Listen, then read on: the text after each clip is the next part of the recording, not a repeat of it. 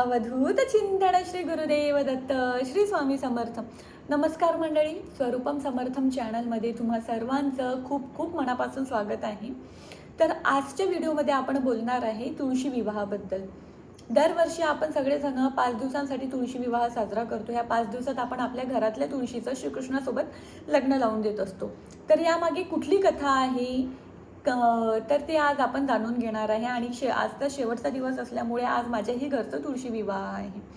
तर एकदा एक वृंदा नावाची राजकन्या होती, जी विष्णुप्रिय होती. विष्णूंची एक परमभक्त होती आणि जिचे लग्न झाले जालंधर नावाच्या एका राक्षसाबरोबर. जालंधर हा समुद्रपुत्र होता. जालंधर हा नात्याने लक्ष्मीचा भाऊ लागत होता, माता लक्ष्मीचा भाऊ लागत होता. कारण माता आपल्या सगळ्यांना माहिती आहे, माता लक्ष्मी ही समुद्रकन्या आहे आणि जालंधर हा समुद्रपुत्र असल्या कारणामुळे नात्याने माता लक्ष्मी आणि जालंधर हे बहीण भाऊ होते. तर जालंधराची पत्नी जी वृंदा होती ती एक विष्णू भक्त होती आणि त्याचबरोबर ती एक पतिव्रता स्त्री होती. जालंधर जेव्हाही युद्धाला जायचा त्यावेळी वृंदा देवापुढे बसायची आणि जेव्हापर्यंत तो युद्धावरून परत येत नव्हता तेव्हापर्यंत ती देवाची पूजा करत असायची आपल्या पतीच्या दीर्घायुष्यासाठी. त्यामुळे काय व्हायचं, एकाही युद्धात जालंधराचा पराजय होत नव्हता.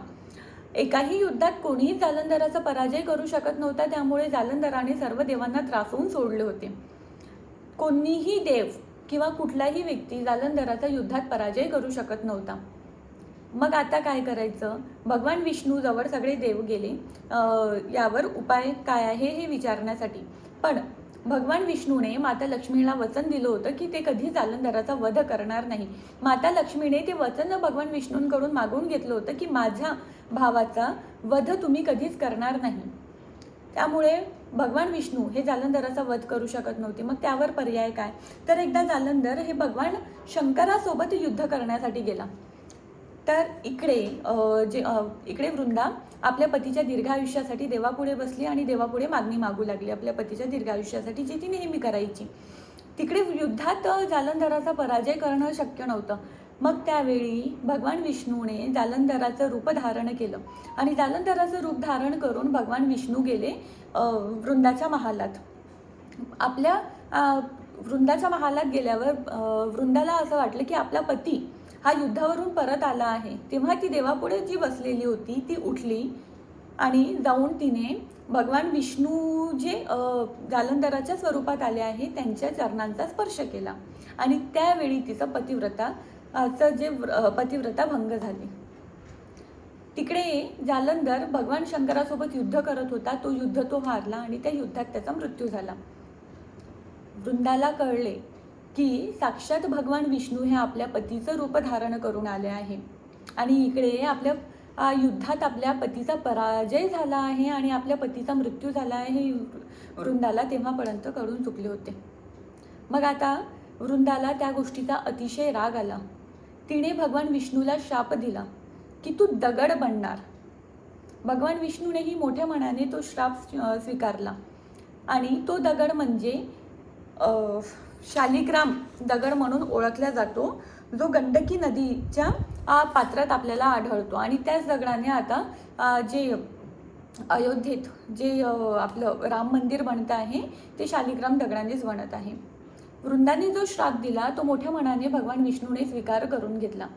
वृंदाने श्राप दिल्यावर ती आपल्या पतीच्या मृतदेहाबरोबर चितेवर बसली आणि जेव्हा ती चिता वृंदा आणि तिच्या जालंधराची चिता जेव्हा जळून खाक झाली त्यावेळी त्या चितेतून एक वनस्पती निर्माण झाली आणि ती वनस्पती म्हणजे तुळशी. तेव्हा भगवान विष्णूने त्यावेळी त्या तुळशीला वरदान दिलं, वृंदाला वरदान दिलं की जिथे जिथे मी असेल तिथे तिथे तुझ्याशिवाय म्हणजे तुळशीशिवाय माझी पूजा अपूर्ण असणार आहे. म्हणून भगवान विष्णूला ही तुळस प्रिय असते. आपण भगवान विष्णूंची कुठेही पूजा करतो, त्यांच्या प्रसादात, त्यांच्या नैवेद्यात कुठेही आपण तुळशीचा एक पान आपण ठेवत असतो. त्याशिवाय भगवान विष्णूंची पूजा जी आहे ती अपुरी असते. पुढे मग द्वापर युगात काय झाले तर द्वापर युगात श्रीकृष्णांचा अवतार झाला आणि त्यावेळी वृंदेने रुक्मिणीचा अवतार घेतला आणि रुक्मिणीचा अवतार घेतल्यावर शुद्ध द्वादशीच वृंदेचं लग्न म्हणजे तुळशीचं लग्न भगवान श्रीकृष्णाबरोबर झालं आणि तेव्हापासून ही तुळशी विवाहाची मान्यता आपण सुरू केलेली आहे. दिवाळी आपल्या घरी दिवाळी झाली की दरवर्षी तुळशी विवाह होता आणि तुळशी विवाहानंतरच आपल्या हिंदू समाजात लग्न परंपरा सुरू होते. तर अशा प्रकारे जी आहे ती तुळशीची कथा होती, तुळशी विवाहाची कथा होती जी मी तुम्हाला सांगितली आहे. आणि आज माझ्याही घरचं तुळशीचं लग्न आहे जे थोड्या वेळाने आम्ही करूच. तर तेही मी तुम्हाला दाखवणार आहे. आता वाजले आहे संध्याकाळचे 5:30. तर मी माझ्या संध्याकाळच्या काही सेवा आहे त्या पूर्ण करते. माझं रोज संध्याकाळी मी कुठल्या सेवा करते, कुठले मंत्र स्तोत्र म्हणते हे जर तुम्हाला माहीत करून घ्यायचे असेल तर कमेंट डाऊन करा, त्यावर मी नवीन व्हिडिओ नक्कीच बनवेल. आता माझं रामचरित्र मानसचा रोज एक पाठ मी वाचत असते, तर तो आता एक वाचून घेते आणि सोबतच रामरक्षा स्तोत्र आणि मारुती स्तोत्र याचंसुद्धा पठण करते आणि त्यानंतर थोड्या वेळात तुम्हाला भेटते.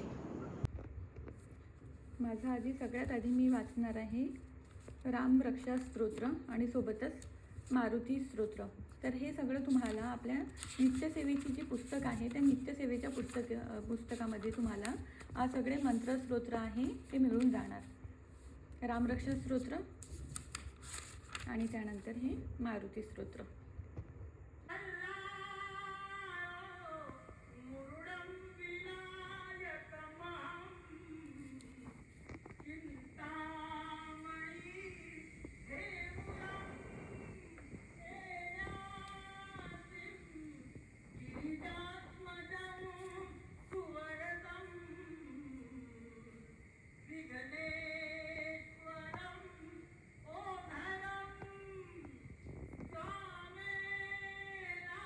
तुळशी निजपत्रामुळे रघुतर त्रिभुवन हे तुळशी.